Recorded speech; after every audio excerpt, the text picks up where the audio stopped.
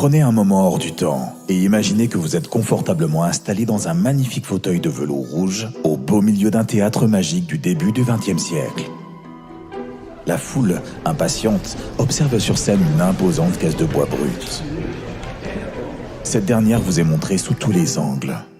Quelques instants plus tard, plein feu sur cette caisse et sorti de nulle part, un magicien d'une prestance incomparable apparaît debout sur la massive structure de bois.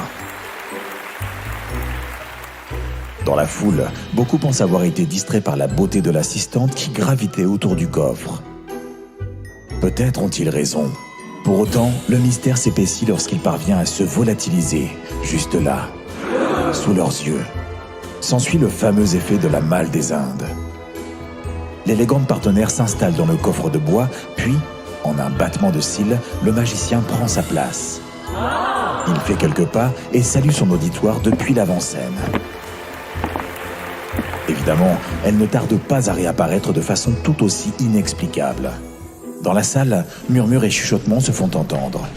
Certains se demandent s'il n'y a pas un complice qui œuvre dans l'ombre. D'autres soupçonnent l'existence d'un jeu de miroir. Certains imaginent même une trappe dissimulée au fond de la structure et par laquelle quelqu'un pourrait s'échapper. Mais pour le magicien, l'enjeu est tout autre. Il souhaite surprendre ses spectateurs avec quelque chose de plus grand, d'inattendu. Le clou du spectacle.